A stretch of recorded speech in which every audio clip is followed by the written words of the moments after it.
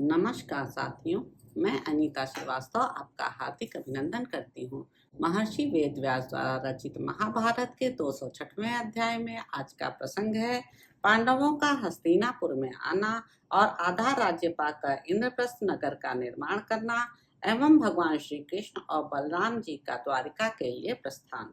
द्रुपद बोले, महाप्राज्य विदुर जी, आज आपने जो कुछ मुझसे कहा है सब ठीक है। प्रभु, यह संबंध हो जाने से मुझे भी महान हर्ष हुआ है।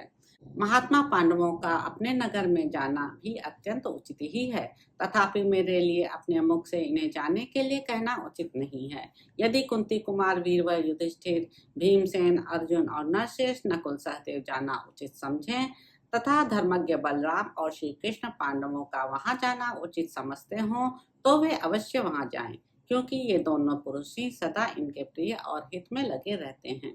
युधिष्ठिर ने कहा, राजन, हम सब लोग अपने सेवकों से ही सदा आपके अधीन हैं। आप स्वयं प्रसन्नता पूर्वक हमसे जैसा कहेंगे वही हम करेंगे।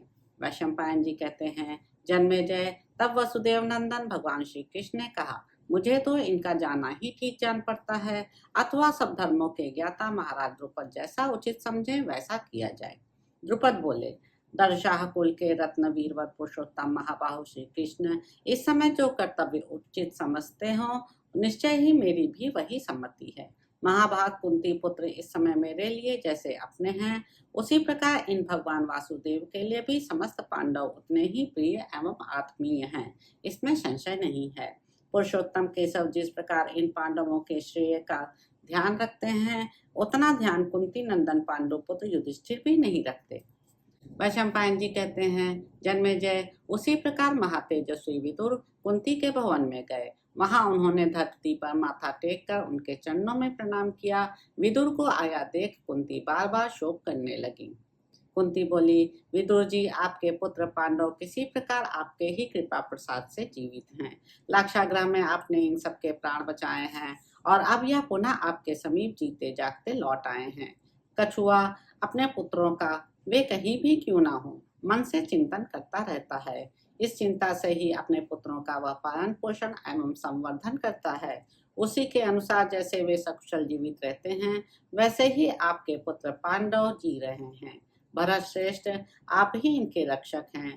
तात जैसे कोयल के पुत्रों का पालन पोषण सदा कौवे की माता करती है, उसी प्रकार आपके पुत्रों की रक्षा मैंने की है। अब तक मैंने बहुत से प्राणांतक कष्ट उठाए हैं, इसके बाद मेरा क्या कर्तव्य है यह मैं नहीं जानती, यह सब आप ही जाने। वैशंपायन जी कहते हैं, यूं कहकर दुख से पीड़ित हुई कुंती अत्यंत आतुर होकर शोक करने लगी। उस समय विदुर ने उन्हें प्रणाम करके कहा, तुम शोक न करो। विदुर बोले, यदुकुल नंदनी, तुम्हारे महाबली पुत्र संसार में नष्ट नहीं हो सकते। अब वे थोड़े ही दिनों में समस्त बंधुओं के साथ अपने राज्य पर अधिकार करने वाले हैं, अतः तुम शोक मत करो। वैशंपायन जी कहते हैं, राजन, तदंतर महात्मा द्रुपद की आज्ञा पाकर पांडव श्री कृष्ण और विदुर द्रुपद कुमारी कृष्णा और यशस्विनी कुंती को साथ ले आमोद प्रमोद करते हुए हस्तिनापुर की ओर चले।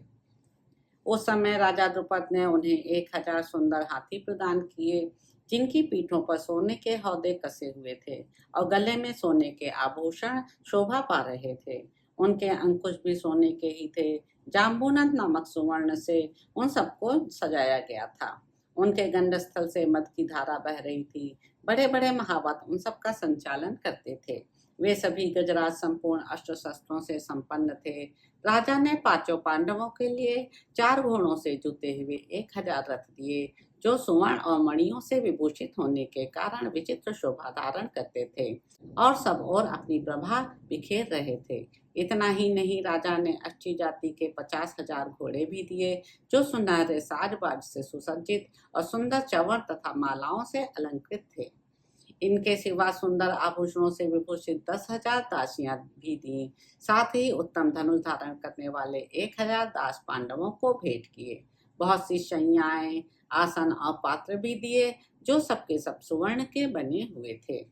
दूसरे दूसरे द्रव्य और गोधन भी समर्पित किए। इन सब की पृथक पृथक संख्या 1-1 करोड़ थी। इस प्रकार पांचाल राज द्रुपद ने बड़े हर्ष और उल्लास के साथ पांडवों को उपयुक्त वस्तुएं अर्पित की। 100 पालकियां और उनको ढोने वाले 500 कहार दिए। इस प्रकार पांचाल राज ने अपनी कन्या के लिए ये सभी वस्तुएं तथा बहुत सा धन दहेज में दिया। जन्मेजय धृष्टद्युम्न स्वयं अपनी बहन का हाथ पकड़कर सवारी पर बैठाने के लिए ले गए। उस समय सहस्त्रों प्रकार के बाजे एक साथ बज उठे।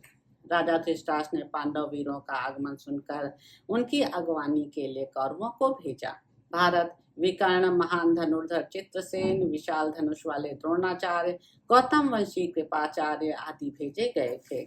इन सबसे घिरे हुए शोभाशाली महाबली वीर पांडवों ने तब धीरे धीरे हस्तिनापुर नगर में प्रवेश किया। पांडवों का आगमन सुनकर नागरिकों ने कौतूहलवश हस्तिनापुर नगर को सजा रखा था। सड़कों पर सब ओर फूल बिखेरे गए थे, जल का छिड़काव किया गया था। सारा नगर दिव्य धूप की सुगंध से महमह कर रहा था और भांति भांति की प्रसाधन सामग्रियों से सजाया गया था। पताकाएं फहराती थी और ऊंचे ग्रहों में पुष्पहार सुशोभित होते थे। शंख, भेरी तथा नाना प्रकार के वाद्यों की ध्वनि से वह अनुपम नगर बड़ी शोभा पा रहा था। उस समय कौतूहल व सारा नगर दे दीप्यमान सा हो उठा। पुरुष सिंह पांडव प्रजाजनों के शोक और दुख का निवारण करने वाले थे, अतः वहां उनका प्रिय करने की इच्छा वाले पूर्ववासियों द्वारा कही हुई भिन्न भिन्न प्रकार की हृदय स्पर्शनीय बातें सुनाई पड़ी। पूर्ववासी कह रहे थे, यही वे नरश्रेष्ठ धर्मज्ञ युधिष्ठिर पुनः यहाँ पधार रहे हैं, जो धर्म पूर्वक अपने पुत्रों की भांति हम लोगों की रक्षा करते थे। इनके आने से निसंदेह ऐसा जान पड़ता है, आज प्रजाजनों के प्रिय महाराज पांडु ही मानो हमारा प्रिय करने के लिए वन से चले आए हों। तात कुंती के वीर पुत्र यदि पुनः इस नगर में चले आए तो आज हम सब लोगों का कौन सा परम प्रिय कार्य नहीं संपन्न हो गया। यदि हमने दान और होम किया है, यदि हमारी तपस्या शेष है, तो उन सबके पुण्य से ये पांडव 100 वर्ष तक इसी नगर में निवास करें। इतने में ही पांडवों ने धृतराष्ट्र, महात्मा भीष्म तथा अन्य वंदनीय पुरुषों के पास जाकर उन सबके चरणों में प्रणाम किया। फिर समस्त नगरवासियों ने कुशल प्रश्न करके वे राजा धृतराष्ट्र की आज्ञा से राजमहलों में गए। उस समय दुर्योधन की रानी ने, जो काशीराज की पुत्री थी, धृतराष्ट्र की अन्य बधुओं के साथ आकर द्वितीय लक्ष्मी के समान सुंदरी पांचाल राजकुमारी द्रौपदी की अगवानी की। द्रौपदी सर्वथा पूजा के योग्य थी। उसे देखकर ऐसा प्रतीत होता था मानो साक्षात सची देवी ने पदार्पण किया हो। दुर्योधन पत्नी ने उसका भली भांति सत्कार किया। वहां पहुंचकर कुंती ने अपनी बहुरानी द्रौपदी के साथ गांधारी को प्रणाम किया। गांधारी ने आशीर्वाद देकर द्रौपदी को हृदय से लगा लिया। कमल सदृश नेत्रों वाली कृष्णा को हृदय से लगाकर गांधारी सोचने लगी कि यह पांचाली तो मेरे पुत्रों की मृत्यु ही है। यह सोचकर सुबल पुत्री गांधारी ने युक्ति से विदुर को बुलाकर कहा। फिर गांधारी ने कहा, विदुर, यदि तुम्हें जचे तो राजकुमारी कुंती को पुत्र वधु सहित शीघ्र ही पांडु के महल में ले जाओ और वहां इनका सारा सामान भी पहुंचा दो। उत्तम करण, मुहूर्त और नक्षत्र सहित शुभ तिथि को उस महल में इन्हें प्रवेश करना चाहिए, जिससे कुंती देवी अपने घर में पुत्रों के साथ सुखपूर्वक रह सके। वैशंपायन जी कहते हैं, जन्मेजय बहुत अच्छा कहकर उसी समय विदुर ने वैसी ही व्यवस्था की। सभी बंधु बांधवों ने पांडवों का उस समय अत्यंत आदर सत्कार किया।